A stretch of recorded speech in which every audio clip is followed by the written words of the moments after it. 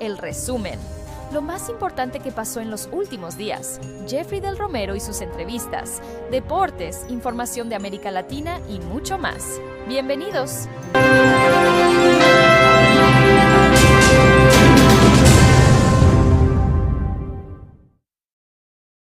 Espero que todos se encuentren bien. Iniciamos este resumen con una de las interesantes entrevistas de Jeffrey del Romero para prestarle mucha atención. Corre video. Vamos a dar la bienvenida, primero que todo, al señor capitán en uso de buen retiro, Fabio Celi, que es un profesional de la salud también, es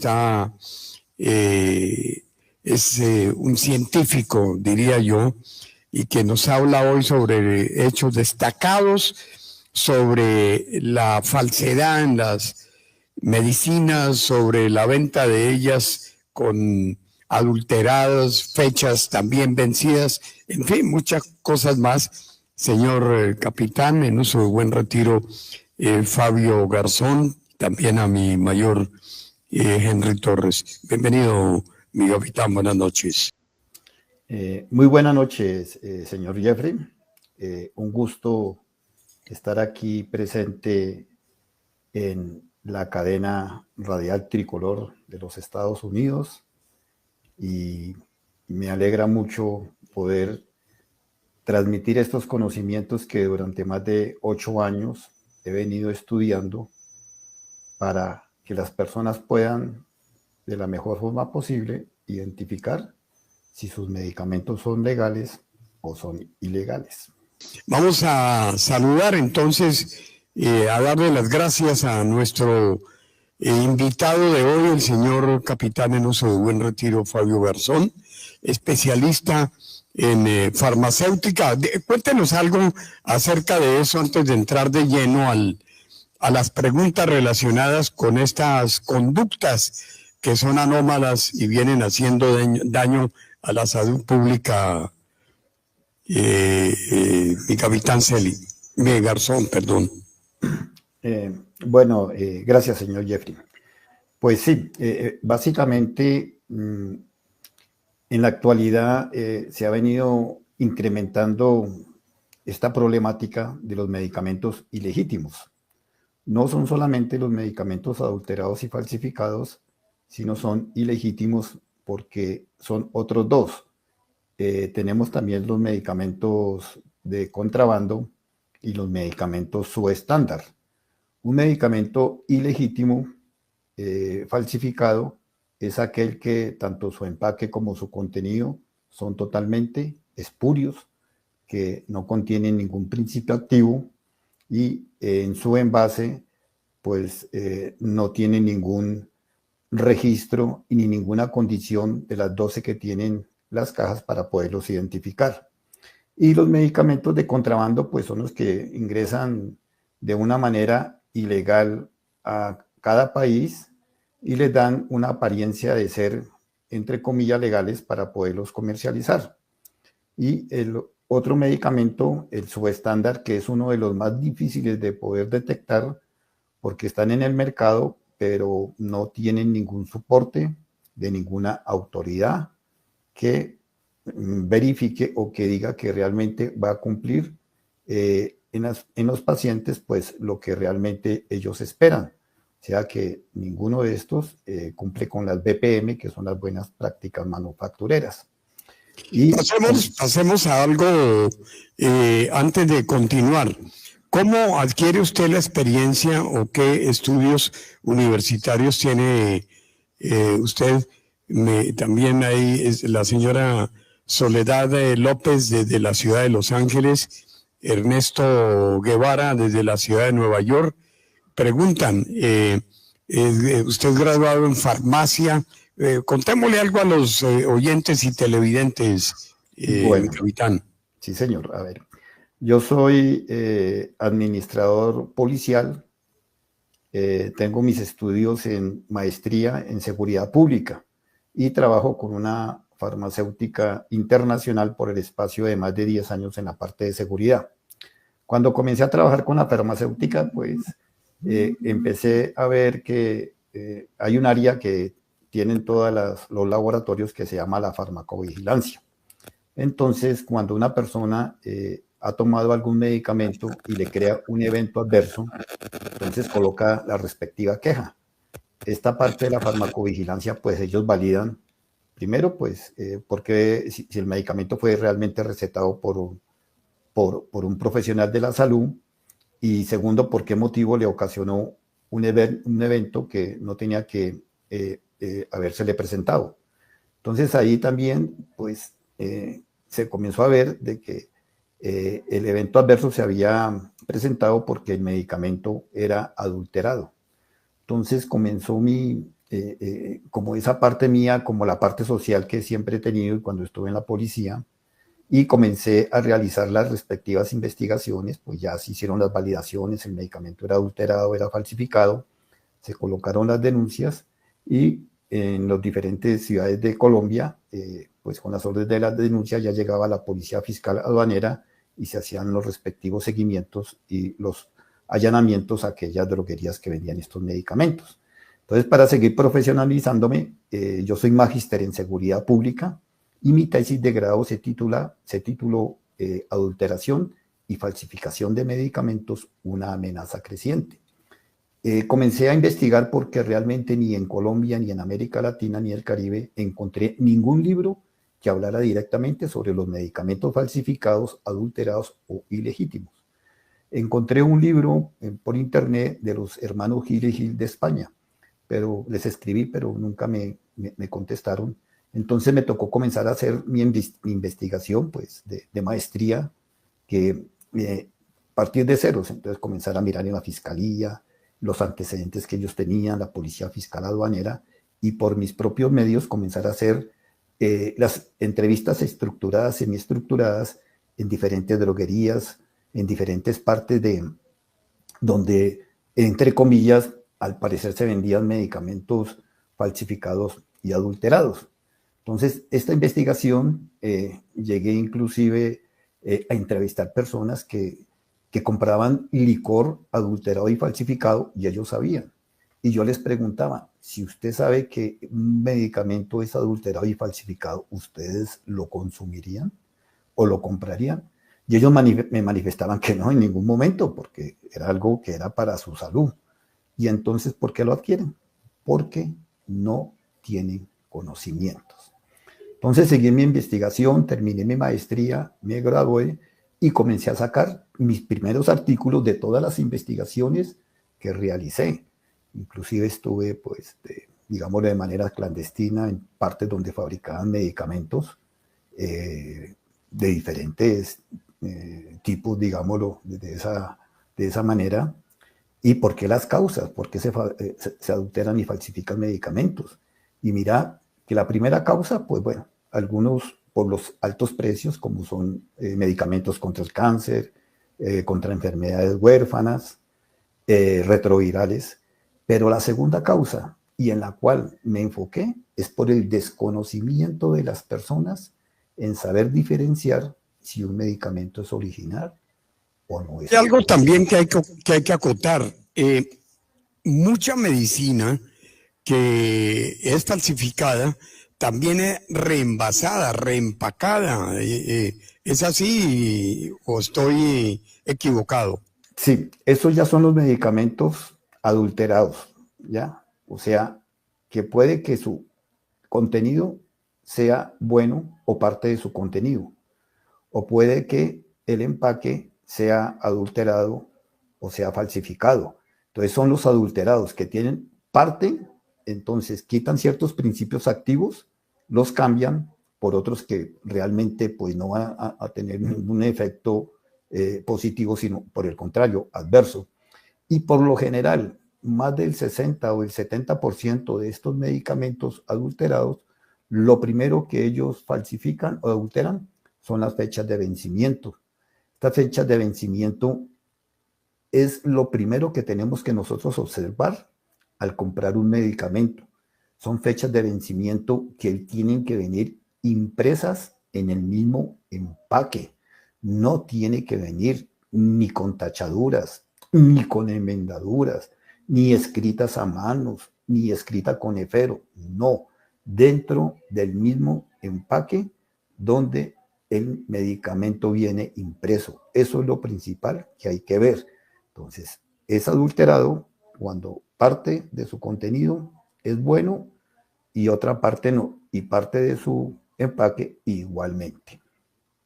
¿Cuál es el medicamento más común, más popular que adulteran?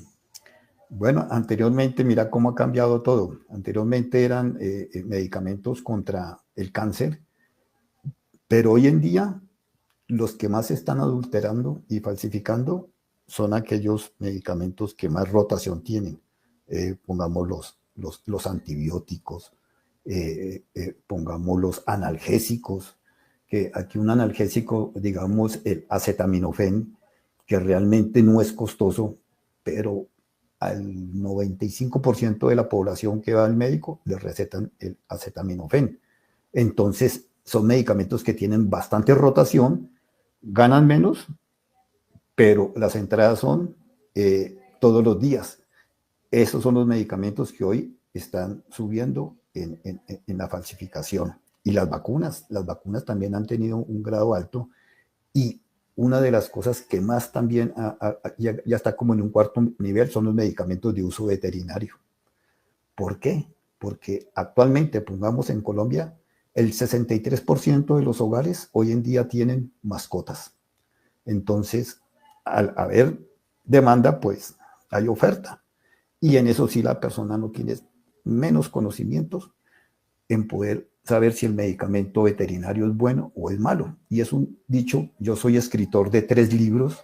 Mi primer libro se titula El mercado del medicamento ilegítimo en Colombia. El segundo, la falsificación de los medicamentos de uso veterinario. Y el tercero, la falsificación de los medicamentos de uso naturista, que eso es otra problemática muy grande. Y entonces en mi segundo libro, el de los veterinarios, una frase: si nosotros los humanos no sabemos identificar si el medicamento es bueno o es malo, ¿qué decir de los animales? Que para poder poder ver un evento adverso, pues es totalmente difícil, lógicamente, por su condición irracional.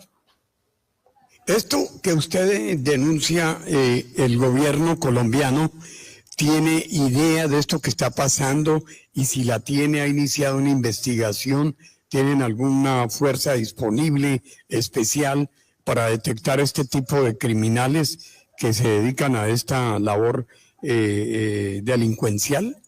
No, lo que hay es muy poco, y desafortunadamente, pongamos aquí, los que combaten este delito es la policía fiscal y aduanera, pero ellos directamente combaten todos los delitos de, digámoslo, de contrabando. Entonces, en mi primer libro, yo diseñé una política pública. ¿Y qué digo?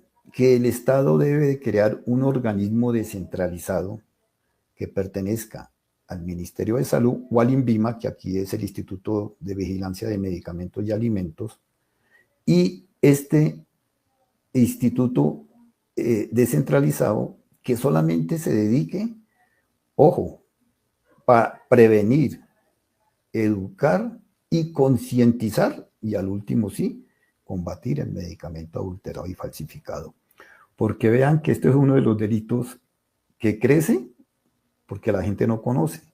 Entonces, al crear este organismo, pues no lo hay, y ningún país de Latinoamérica lo tiene, porque llegan a una droguería donde venden medicamentos falsificados, la allanan, la cierran, pues a los 8 días en la otra esquina le ponen la otra droguería. ¿Por qué? Porque hay clientes, porque la gente no sabe. Entonces, este organismo es de educar, prevenir y concientizar. Si nosotros ya educamos a la persona, al paciente, al comprador, de cómo poder identificar si el medicamento es bueno o es malo, pues no lo compran. Nadie va a comprar un medicamento que sea malo.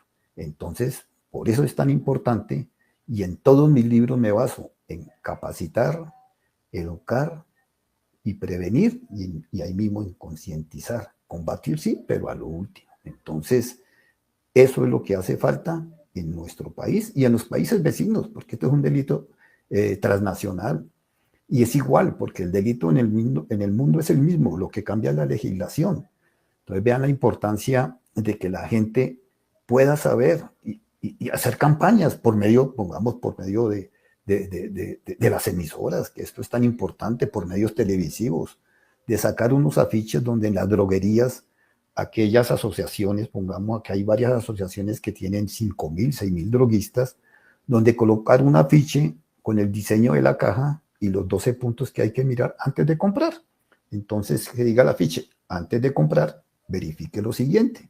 Igualmente, en los consultorios médicos, porque los médicos recetan, pero ellos no previenen ni saben si el paciente va a comprar el medicamento en un lugar, pues, que realmente representa de que puede estar tranquilo de que son cadenas reconocidas. Y también en las EPS, donde el paciente o los pacientes se sientan a esperar que lo llamen, entonces colocar esos afiches. Ese es un comienzo para que la gente vaya mirando. De los 12 puntos que sepan 2 o 3, ya es una cuestión totalmente diferente. Y vean, señor Jeffrey, que cuando yo hacía mis investigaciones de campo, llegaba a la droguería y de 15 personas que le hice seguimiento, que pedían un medicamento, de las 15, lo más importante para ella era el precio. Y jamás miraban si realmente lo que llevaron, porque al comprarlo, dicen, necesito tal medicamento, ¿lo tiene? Sí, ¿cuánto vale? Tanto, uy, tan costoso. Y ahí muchas veces aprovechan, y no todas las droguerías, pero aquellas, y le manifiestan, pero tenemos este que es menos costoso. ¿Cuánto vale? Tanto, deme ese. Y ni siquiera miran si realmente tienen los principios activos que el médico recetó, si realmente viene, pues, la vía de administración que eligieron, su fecha de vencimiento, sino el precio. Y hay dos cosas muy importantes que la gente sepa. Aquí la gente no sabe diferenciar o no tienen como ese concepto de qué es un medicamento de marca y qué es un medicamento genérico. Muchas personas creen que el medicamento de marca hace más efecto y el genérico menos efecto. No. Lo que pasa es que el de marca es donde lleva el título de laboratorio y se vende más costoso porque él fue el que invirtió la cantidad de dinero para las investigaciones. Entonces, cuando ya han vendido muchos medicamentos de marca durante años, entonces venden su marca. Pero el laboratorio que compra no lo puede vender por el nombre de la marca, sino por su principio activo. Entonces, por eso se llama genérico, pero es lo mismo. Porque aquí en Colombia, el INVIMA, quien es el que da los registros sanitarios, no va a dar dos registros, uno para un medicamento bueno y otro para un medicamento malo, sino es el mismo. Ahí teníamos un tema que es importante, que el genérico y el de marca tienen el mismo efecto, es decir, están producidos igual. Total. Entonces, vale más porque lleva el respaldo de la marca de laboratorio, según usted nos lo menciona. Uh-huh. Y segundo, porque el genérico es prácticamente lanzado al mercado sin pena ni gloria, pero los efectos son similares a los de marca, como usted lo expresa. Ahora bien, hay algo que hay que acotar y es muy importante. Colombia en este momento está afrontando una situación muy difícil en cuanto al sostenimiento de mucho paciente por medicinas que no hay. Hay gente padeciendo de cáncer cuyos medicamentos no pueden ser entregados porque las EPS no cumplen con los pagos o porque los laboratorios no los están produciendo en Colombia.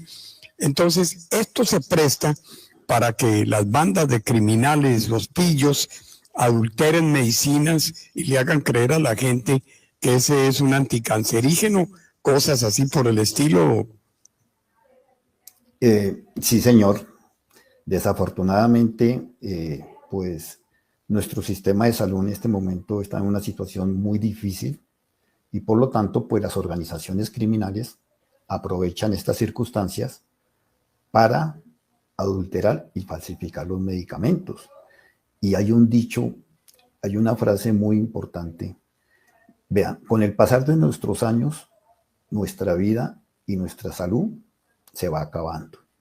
Nosotros no queremos morir tempranamente. Entonces llega el momento en que tenemos que consumir medicamentos, que es lo que nos va a dar más vida y nos va a hacer llevar una vida mejor cuando hay una enfermedad. Entonces, aquellas personas que ya tienen que consumir esos medicamentos y el Estado no se los da, pues las organizaciones criminales sacan estos medicamentos y la persona pues paga lo que sea y no importa y no miran exactamente si el medicamento es legítimo o ilegítimo y lo compran y lo consumen. Y también hay una parte que yo digo donde uno tiene que también ser un poco, tener como conciencia y ser prudente, porque si un medicamento en el mercado vale, un ejemplo, 100 pesos, y llega usted a un lugar que no es de buena reputación y dice este medicamento lo tiene, sí, ¿cuánto vale? 10 pesos. Pues dicen, bueno, ¿cómo va a haber un espacio, un abismo tan grande en los dos precios? ¿Ve? Entonces, eso hay que tenerlo en cuenta. Pero si nosotros no vamos a coger conciencia, no vamos a saber y identificar de los medicamentos buenos o malos, pues este delito nos va a llegar a unos estándares muy altos. Y hay otra cosa, señor Jeffrey. Desafortunadamente, vean lo que hacen los laboratorios. Llega un laboratorio y dice, bueno, dejamos de vender el mes pasado o el antepasado vendimos 20 cajas. Y ahorita este mes y estos meses ya no vendemos 20, sino 14 y 13 cajas. ¿Qué hacen? Pues llaman al comercial y lo sacan. Usted no está cumpliendo las metas, se está dejando ganar por la competencia. Y la competencia pues tiene el mismo problema. También echan al comercial. ¿Por qué? Porque los medicamentos no los están vendiendo los laboratorios, sí, no los falsificadores. Y como este delito no se ve a simple vista ya, sino que bajaron las ventas, pero jamás hacen los estudios de que las ventas que están subiendo son los que falsifican los medicamentos. ¿Cómo hacer para identificar cuando hay una medicina bien empacada, pero que está adulterada? Y hay personas, y hay que reconocerlo, que no son lo suficientemente hábiles para descubrir estas tramas, estas trampas de los criminales, y va a ingerir una medicina, primero, que no es apropiada, segundo, que es adulterada o está vencida.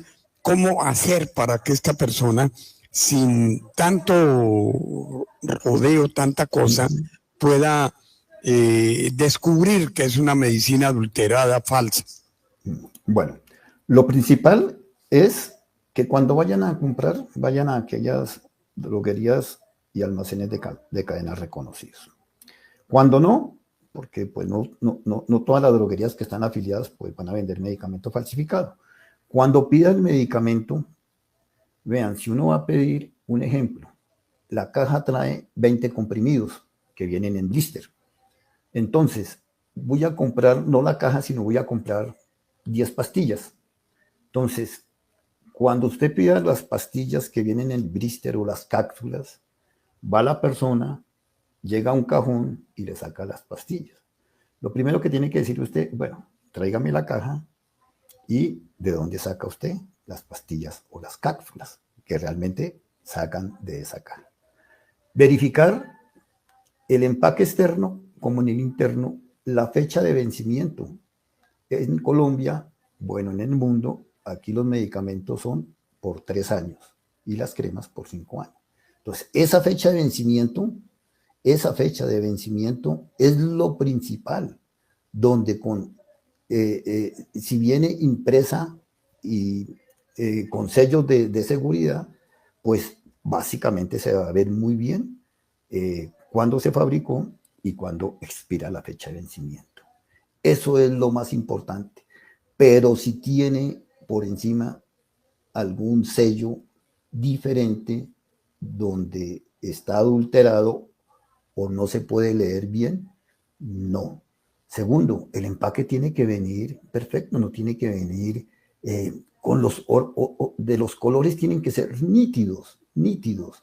No tienen que venir unos colores que no son totalmente nítidos. Y ojo, las letras con que viene escrito todos los principios activos, todo lo del medicamento, eso tiene que estar en el idioma donde usted está comprando el medicamento. Un ejemplo, en Colombia, todo tiene que venir en el idioma castellano, en el idioma español.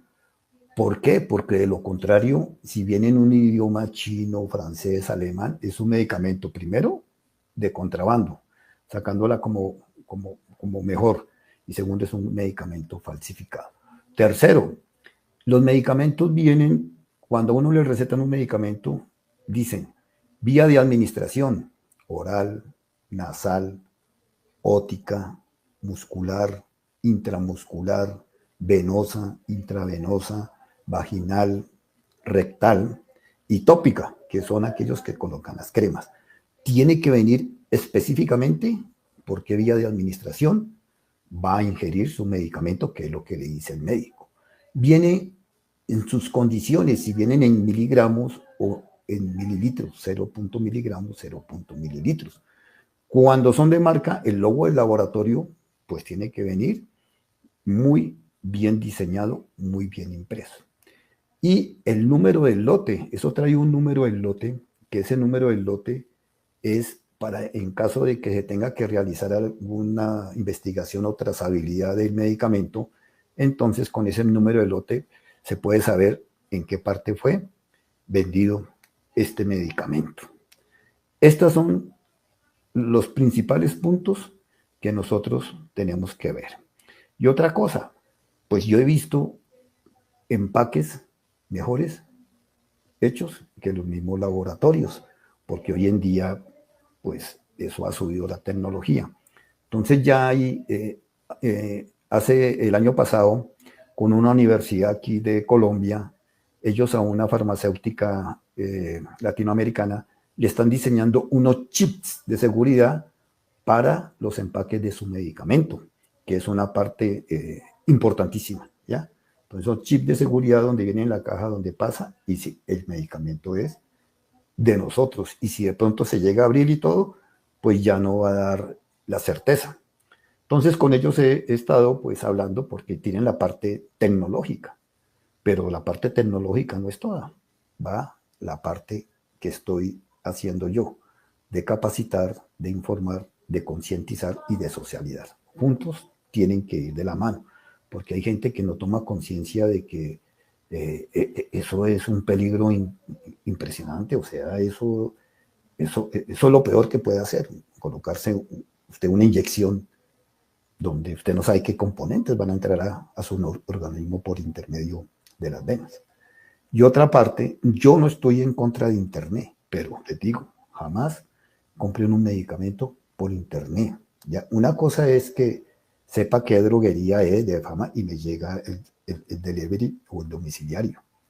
Pero cuando en Internet le ofrecen a usted curas contra el Alzheimer, curas contra la diabetes, curas contra el Parkinson. Hombre, son enfermedades que no tienen cura, son tratadas, ¿ya?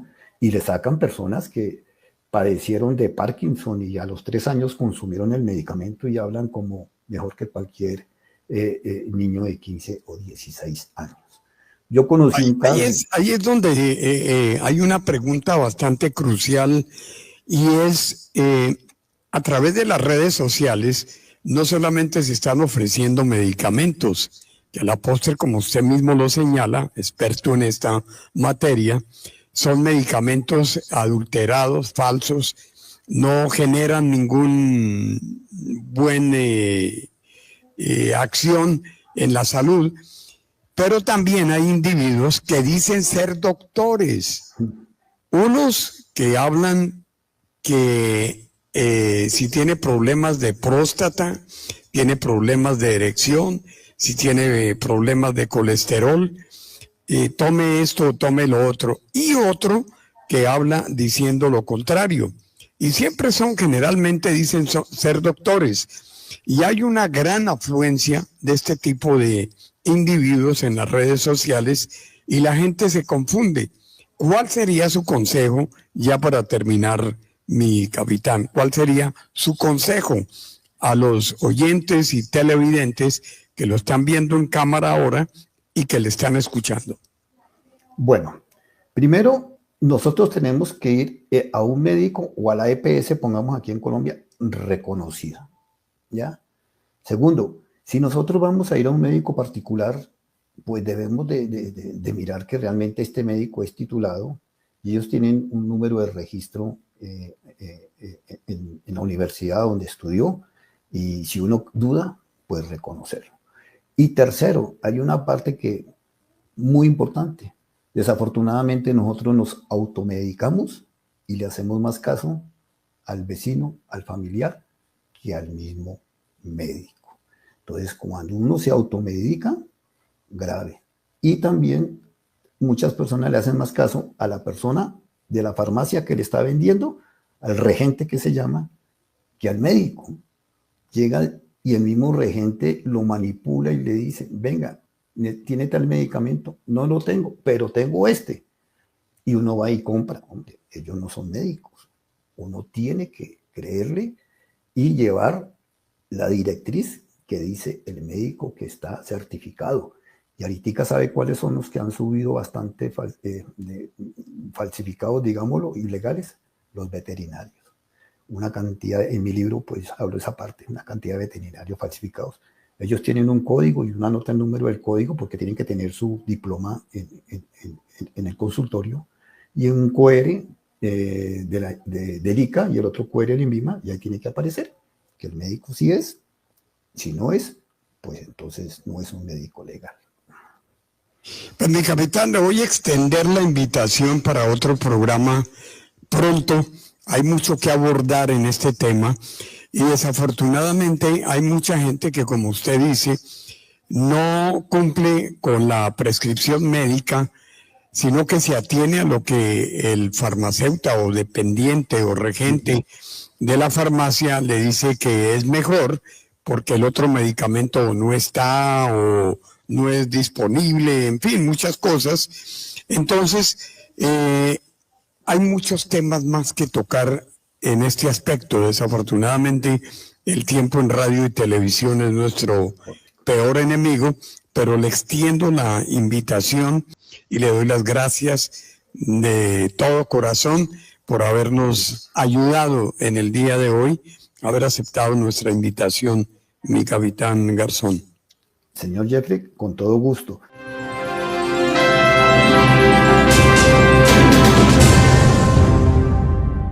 Ahora, en El Resumen, Luis Miguel Aldana Martínez nos cuenta las noticias más relevantes de la última semana para estar al tanto de todo.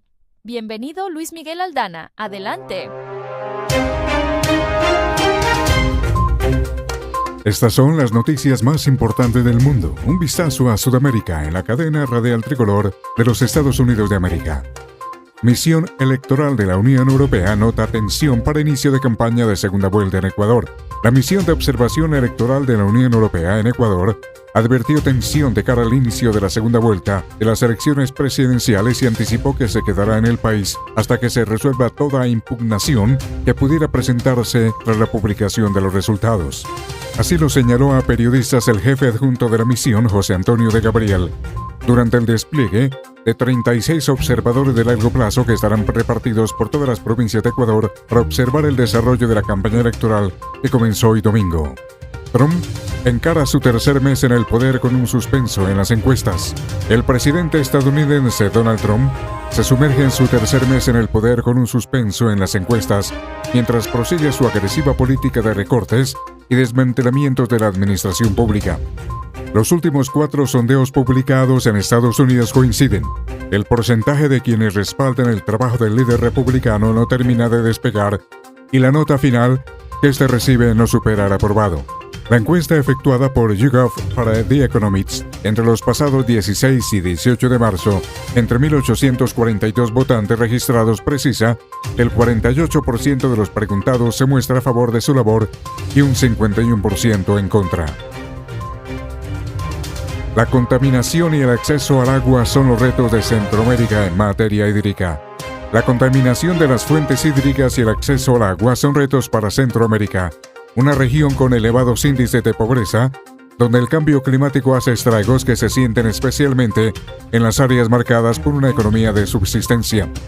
Hay estudios que indican que el acceso al patrimonio hídrico de los habitantes de Centroamérica se ha reducido entre un 50 y un 76% en al menos las últimas 5 décadas, como indica un informe publicado a finales de 2023 por la Asociación Centroamericana Centro Humboldt, que apunta al aumento de la población como un factor importante en este cálculo.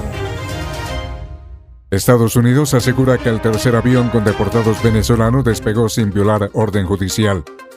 El Departamento de Justicia estadounidense afirmó que el tercero de los aviones que el pasado sábado se utilizó para deportar a ciudadanos venezolanos a El Salvador no violó una orden judicial emitida minutos antes de su despegue, porque todos sus ocupantes tenían órdenes firmes de expulsión y ninguno fue desterrado con base en la ley de enemigos extranjeros.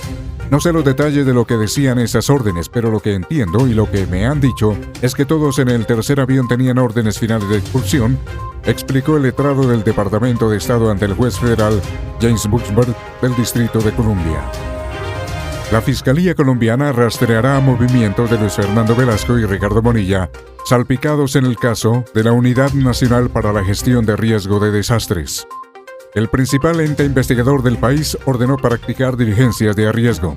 La Fiscalía General de Colombia confirmó que en el marco de la amplia investigación que rodea al desfalco a la Unidad Nacional para la Gestión de Riesgo de Desastres, llevará a cabo diligencias de arraigo contra los exministros del gobierno Petro, del Interior Luis Fernando Velasco y de Hacienda Ricardo Bonilla. Agentes de la Policía Judicial del Cuerpo Técnico de Investigación se encargarán de realizar las diligencias con el objetivo de identificar el lugar de residencia y ubicación de los exfuncionarios, así como determinar quiénes conforman su círculo familiar y social. Esta medida preventiva busca evitar una posible fuga en caso de que sean requeridos por la justicia. En la información deportiva, así van las eliminatorias sudamericanas rumbo al Mundial 2026. Argentina está a un paso del Mundial. Argentina se enfrentará a Brasil a tan solo un punto de asegurar su clasificación al evento. Estos serán los partidos de la próxima fecha, martes 25 de marzo. Bolivia, que está en el séptimo lugar, se enfrentará a Uruguay, que va de cuarto. Chile, que ocupa la casilla número 10, se enfrentará a Ecuador, que está en el puesto número 2. Venezuela, octavo, versus Perú, que está en el noveno lugar. Colombia, que ocupa la casilla sexta, se enfrentará a Paraguay, que ocupa la quinta. Y Argentina, que es el primero, se enfrentará a Brasil, que está en la casilla número 3. Para la cadena radial tricolor de los Estados Unidos de América, esto fue un vistazo a Sudamérica. Presentó Luis Miguel Aldana Martínez.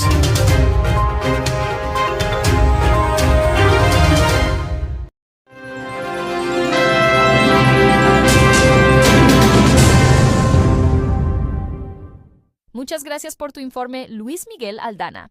Ahora, para quienes gustan del deporte, Carlos Roberto Cruz nos presenta lo importante en diferentes disciplinas deportivas. Adelante, Carlos Roberto. Y un saludo muy cordial para ustedes, los amables internautas del Informe Deportivo Latinoamericano, a través de la cadena radial Tricolor USA y la cadena Tricolor Televisión USA.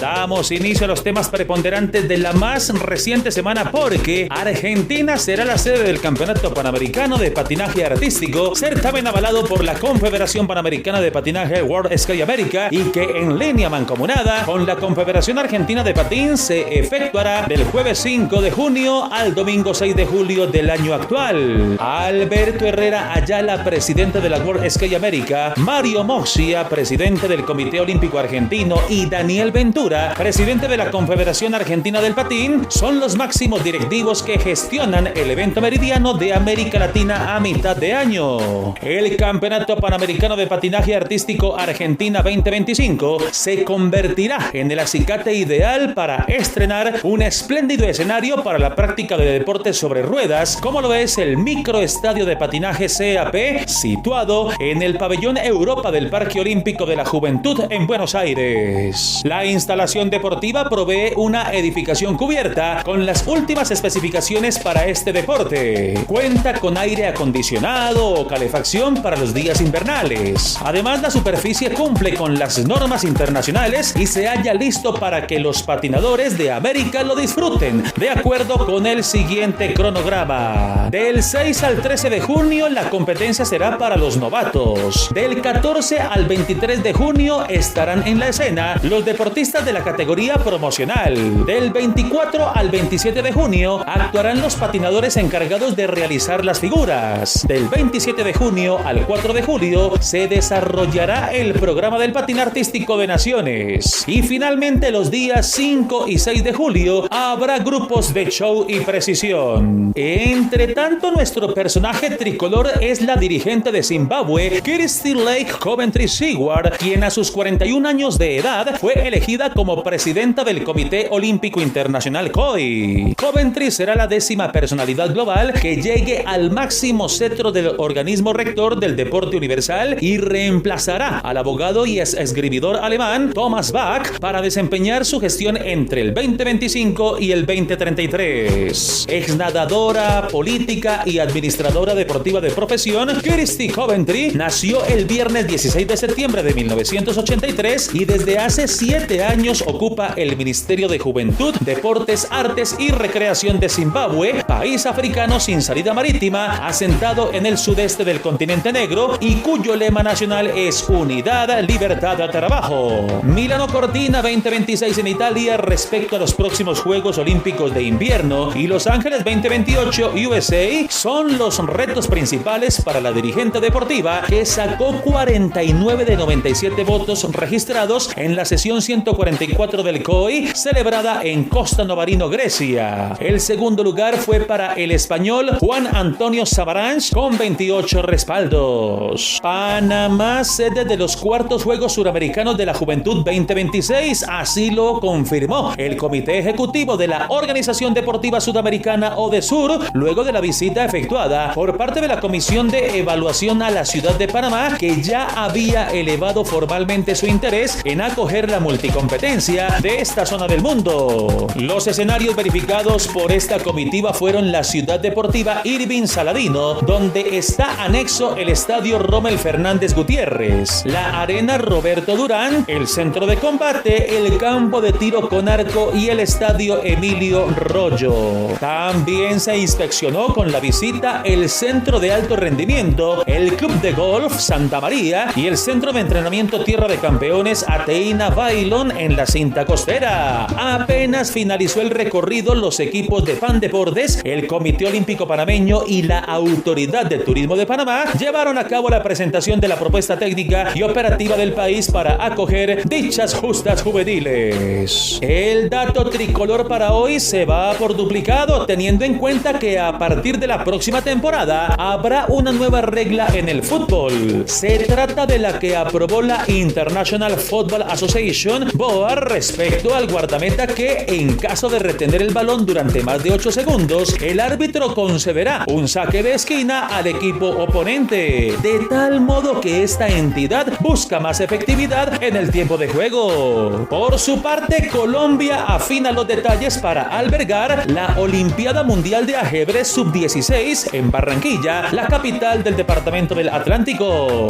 Confirmado está que el evento del deporte ciencia va del 16 al 23 de agosto del año presente. La competencia, disputada cada 2 años, traerá a la nación cafetera 150 equipos mixtos, más de 100 países de los 5 continentes en la escena. Hace un par de semanas, en pleno carnaval barranquillero, esta ciudad colombiana celebró su Copa de Ajedrez con rotundo éxito. El Coliseo Elías Shewin y el Hotel Dan Cardon son las sedes de este majestuoso certamen ajedrecístico. Y la Federación Colombiana de Ajedrez FECODAS entregó una dotación de 120 tableros de ajedrez para las ligas del Caribe local y también, ojo con ello, van a servir para desarrollar el Mundial de la categoría Sub-16. Vamos ahora con los detalles de la Conmebol Copa América de Fútbol Sala Femenino Brasil 2025, ya que desde ayer la pelota rodó en el marco de esta competición del balompié a espacio reducido con los siguientes grupos de inicio. La zona A con Brasil, Venezuela, Paraguay, Bolivia y Ecuador. Pentagonal B, Argentina, Colombia, Uruguay, Chile y Perú. Clasificarán para las semifinales de los equipos que ocupen las 2 primeras casillas de cada zona. El resto de países lucharán en duelos directos para conocer quiénes se situarán del 5º al 9º puesto. Todos los choques serán realizados en el Arena Sorocaba de Sao Paulo. Panamá dio el batacazo luego de eliminar a Estados Unidos en la Liga de las Naciones de la CONCACAF tras superarle por la mínima diferencia con gol de Cecilio Waterman al minuto 90+4 en el SoFi Stadium de Inglewood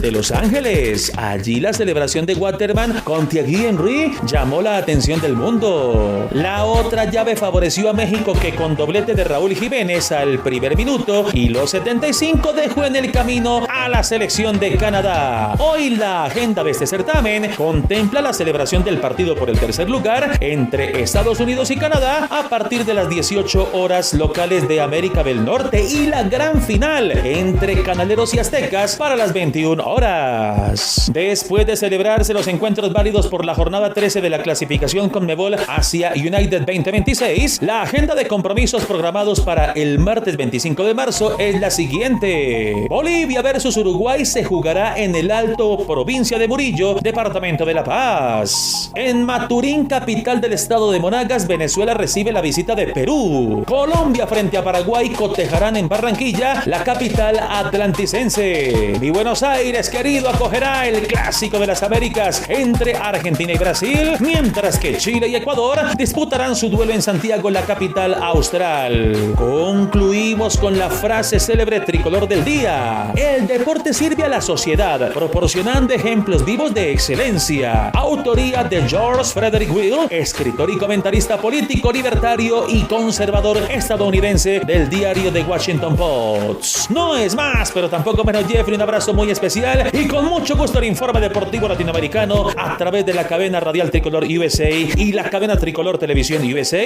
fue presentado por Carlos Roberto Cruz. Chao, chao, gracias y vamos que vamos.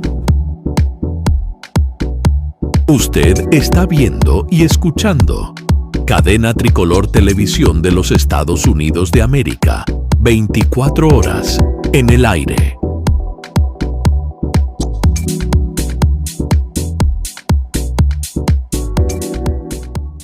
Gracias, Carlos Roberto Cruz, por tu informe deportivo. Ahora pasamos a datos curiosos e información que no siempre se difunde, pero que es interesante saber. Les aseguro que les encantará. Corre video. Si pensamos en los países con menos territorio del mundo, seguramente se nos vengan a la cabeza Mónaco, San Marino o el Vaticano. Sin embargo, para algunos, el récord le pertenece a Sealand. Ubicada a 7 millas marinas de la costa de Gran Bretaña, se trata de una micronación de unos 550 metros cuadrados, es decir, entraría unas 800 veces en el Vaticano. El caso de Sealand es único en el mundo. No se encuentra en tierra firme ni tampoco es una isla, sino que está asentado sobre una plataforma militar abandonada. Esta plataforma, llamada Rocks Tower, fue construida por la Marina Británica durante la Segunda Guerra Mundial para cubrirse de los ataques alemanes. Al terminar la guerra, los ingleses desmontaron la mayoría de estas plataformas que se encontraban en el Mar del Norte, pero esta quedó en pie. En 1956, finalmente fue abandonada por los militares. 11 años después empezó la magia, cuando llegó un tal Paddy Roy Bates junto con su familia. Se trataba de un presentador de radios piratas que buscaba un lugar en el que asentarse y transmitir. Roy Bates occupied an abandoned seaport in the Thames estuary, spent £45,000 of his own money, and created Britain's first 24-hour radio station, Radio Essex. Al estar la plataforma en aguas internacionales, consideró que podía apropiarse del territorio. De esta forma, el 2 de septiembre nació el Principado de Sealand. Pero entonces, ¿es un país o no? Bueno, en derecho internacional hay dos corrientes para determinar qué es y qué no es un Estado soberano. Según la teoría constitutiva, un Estado debe tener territorio, población, gobierno y leyes. En este caso, según Paddy Roy Bates, Sealand cumplía con todos los requisitos. Según la teoría declarativa, en cambio, un Estado es aquel que es reconocido como tal por otros Estados. En este caso estaría un poco más complicado, porque ningún otro país consideró oficialmente a Sealand de esta forma. Sin embargo, Paddy Roy Bates consideraba que tanto Gran Bretaña como Alemania lo habían hecho. El tema con Gran Bretaña empezó al año siguiente de la Declaración de Independencia. Un buque de la Armada circulaba cerca de la plataforma y Michael, el hijo de Roy, le disparó como advertencia. El caso llegó a la justicia británica, que resolvió que no podía juzgar el tema ya que no se encontraba en territorio británico. Para los Bates, esto implicó un reconocimiento de Sealand como un estado distinto. El caso con Alemania sucedió en 1978. El príncipe Roy, como se hacía llamar, estaba de viaje en el continente y un grupo de personas invadieron la plataforma y tomaron el control de Sealand. Roy Bates volvió a su principado y lo quiso recuperar por la fuerza. Juntó armamento y ayuda y así lo hizo. Sus oponentes eran simplemente unos hippies que querían usar la base como radio pirata, así que no les fue muy difícil hacerse cargo de la plataforma. El tema es que tomó a los invasores como prisioneros de guerra. Uno de ellos era alemán, por lo que el gobierno de su país quiso intervenir para que lo liberaran. De hecho, envió a un embajador para encabezar las negociaciones.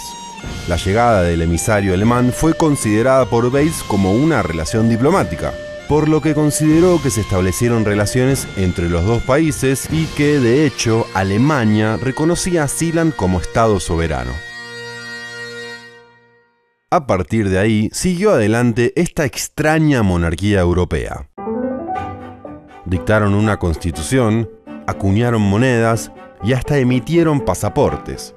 Este tema de los pasaportes, la verdad que se les fue un poco de las manos, ya que a fines de los 90, otro grupo de personas empezó a emitir documentación de Sealand para cometer crímenes.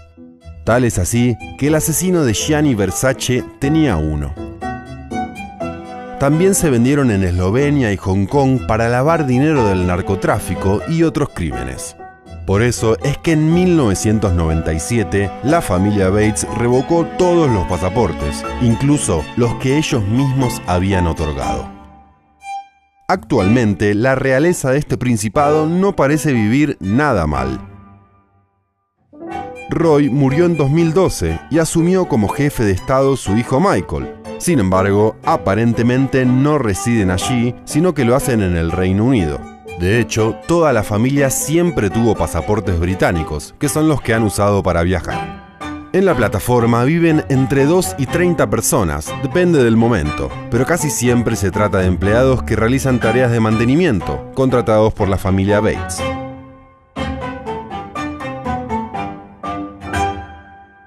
¿Cómo se sustenta económicamente? Es tan simple como entrar a la página oficial para comprobarlo. Todo está a la venta en Sealand, incluso los títulos nobiliarios. There we go. That's official. Lord Alex Crouch of Sealand. Finally. Uno puede convertirse en Lord por 30 libras, en Conde por 200 o en Duque por 500. También se pueden comprar monedas, banderas o hasta un pedazo de territorio. El romántico propósito de este proyecto, cuyo lema es "Desde el mar, la libertad", parece haber dejado paso al negocio.